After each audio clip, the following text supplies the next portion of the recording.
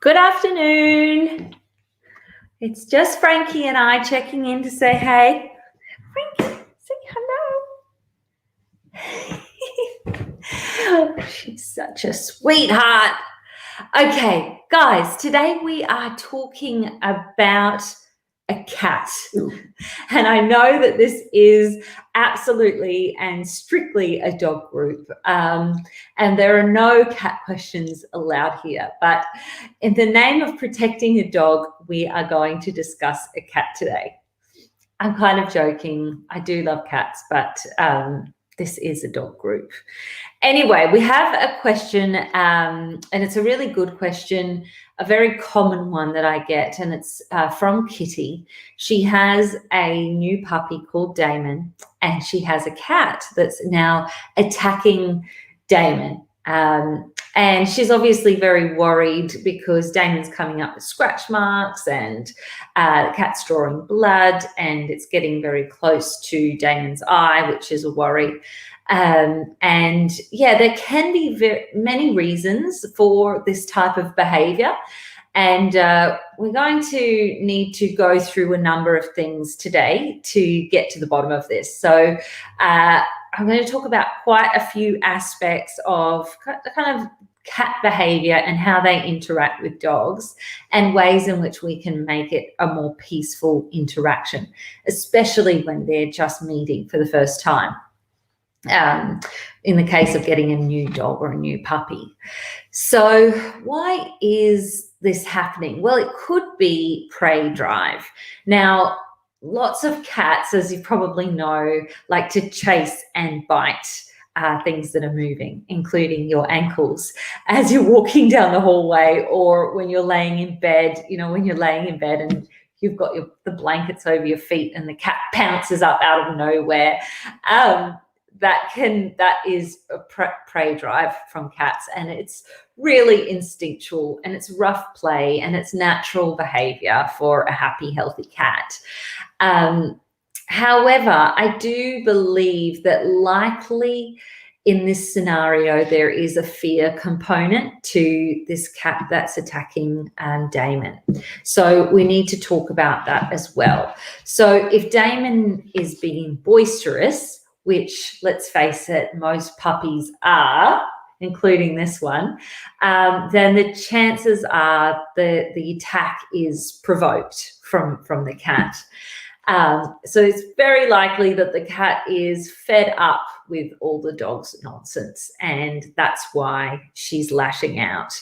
And most dogs are not particularly good at reading cats' body language, especially puppies. And even if they do notice that the cat's getting annoyed, many puppies and dogs couldn't care less anyway, and they just keep carrying on with their behavior, even if it is annoying the cat.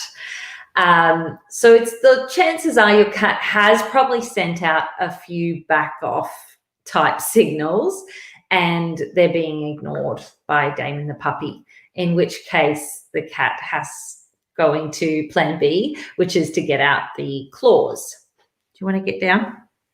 There's your toy. So most cats would flee once they've had enough, but if a cat feels like they're cornered or they're threatened, then they are likely going to bite and scratch. And so I'm a bit worried, like Kitty, about Damon, because she's got a silly pup and it's obviously rubbing the cat up the wrong way. And my concern is that it could cost him an eye. So there are countless dogs that I see in practice that have corneal ulcers, and that's from being scratched by the cat. Now, that's where the cat's nail scratches, even if it's just slightly, the cornea, which is the window of the eye of the dog, that can get infected and nasty very quickly. And they need a lot of intensive treatments to repair corneal ulcers, particularly deep ones. So that's a concern I have. And the other is that Damon is going to be a big dog soon. And chances are he may get defensive with all this scratching and biting and may harm the cat. So we don't want those things to be happening. So we're going to have to be proactive here. So I've got some tips. I think there's about 6 that I want to go through with you, that many I'm sure you're probably already doing, Kitty, but just to kind of have a whole approach to this problem, and for the other listeners, these are the factors that I would consider. So number 1 is an escape route.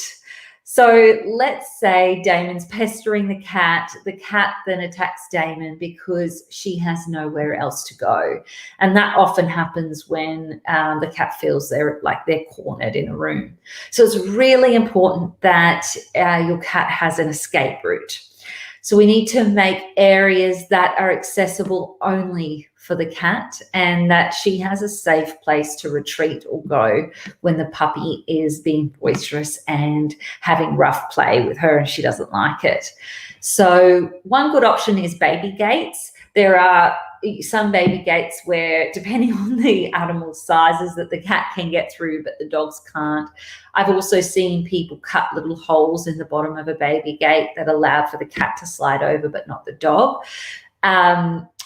Equally good is the cat trees. So, somewhere the cat can kind of climb up on those levels of carpeted platforms, or shelving or high window perches, which allow her to escape. So this gives her her own space where she can easily retreat and calm down and have some quiet time without feeling bothered by the puppy all the time. Another option is, of course, to keep them separate, which is more kind of practical in some houses than others. But I would suggest you do that if you can, particularly while you're not able to supervise them. So if you're there, it might be okay for them to mix. But in the case where you have to go out, I would separate them in different rooms. Now, the other thing that I'm thinking about is stress relief for the cat. Now, if your cat is stressed by the arrival of Damon, and I wouldn't be surprised if she is, because a new dog running around the home is enough to give a cat ulcers. See, cats are really sensitive, even to the smallest changes. And so the arrival of a puppy, wow, that can just be an insult. So we have to think about how the cat is handling this change and how we can make her feel less stress, because she's probably taking out that stress on the puppy. And it may be that she's learned that this method of attacking the dog is working quite well. 1, the dog might go away, or 2, because when she hisses and scratches, it's likely that Kitty, the owner, then probably comes over quickly and stops the interaction. And then the cat is learning that this is a great way to get this dog out of my face. And so it kind of reinforces this bad behavior. So in order to improve the situation, we need to get the cat calm and feeling safe. And if you Google, providing stress relief for cats, or calming toys for cats, or calming strategies for cats, there's a whole range of options. One that I find very useful is a product called Feliway.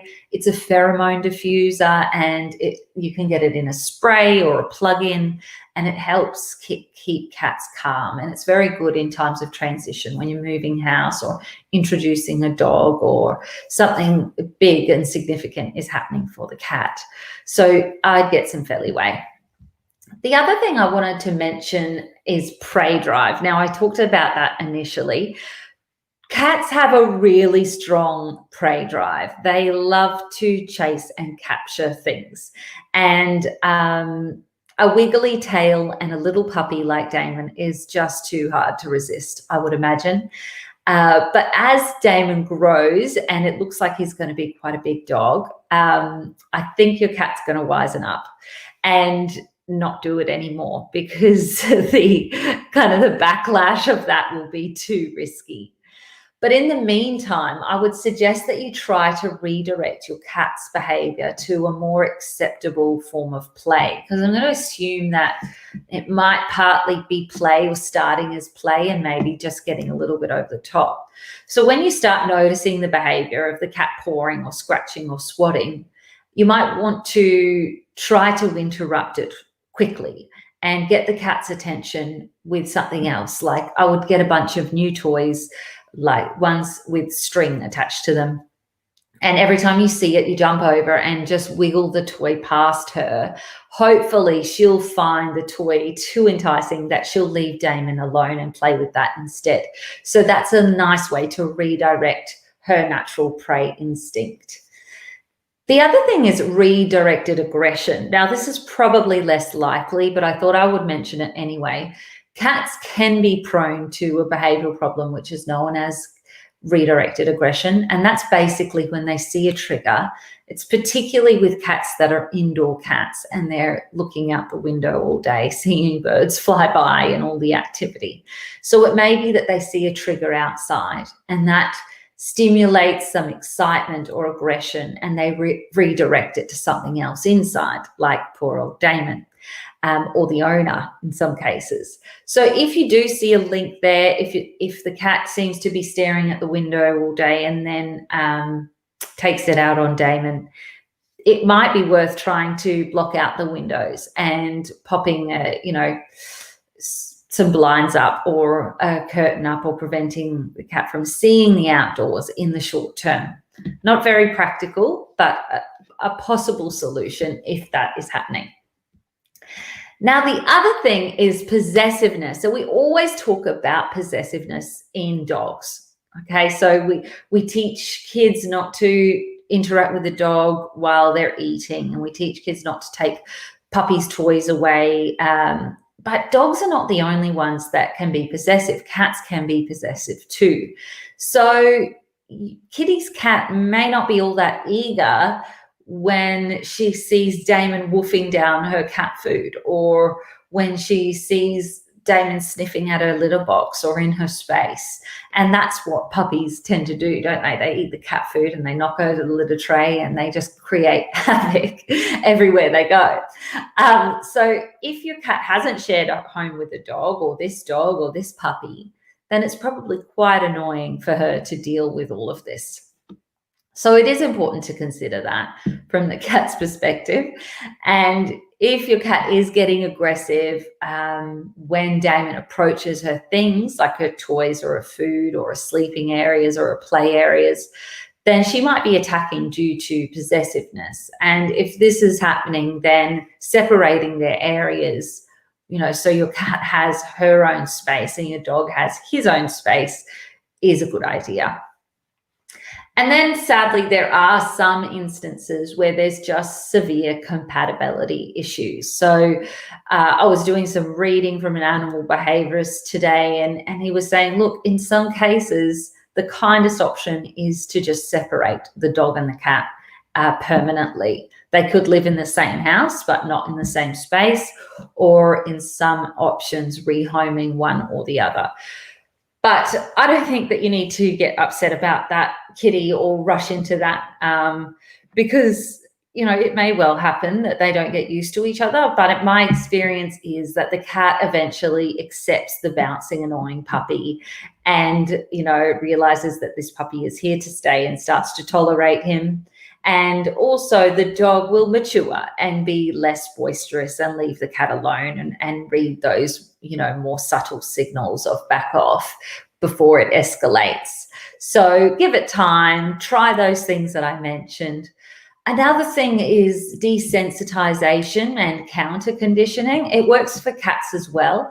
So make sure you reward your cat when she sees Damon and she's not attacking him. If she's being good and relaxed and calm, give her a stroke, give her a treat, reinforce her that that's really good behavior. And it may be that you can only do this from a far distance at first if they're very if she's very aggressive to the dog, and then just slowly increase the space. And if she gets nervous at any point, then take her further away from the dog and reward that. The other thing, I will just wrap up on this, is what about if you see the cat and the dog having a biff, for lack of better words, in front of you and you want to separate them? Because we are concerned if it is the cat that's dominating at the moment, And also when Damon gets bigger and older and stronger, which he will, you know, we want to be able to interrupt a fight pretty quickly. So I would say making a loud noise, whether it's clapping your hands or banging a pot and, you know, two pot lids together to make a sudden noise that startles them. And I would say the cat would flee with that. Maybe tossing a little bit of water over them, or you could throw a blanket or a pillow or something. I'm not sure if this is good advice. I should probably ask the trainer. But I think that interrupting them and giving them a fright and startling them is probably better than getting a claw in the eye. So that's why I say that.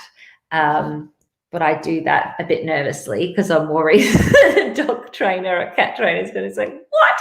You can't be doing that, Claire. That's probably what I would do. Okay, so I hope that helps. I'll put some notes in the comments on those possible strategies for Kitty and for anyone else that has a dog and a cat that, you know, you're trying to get used to each other and make them friends.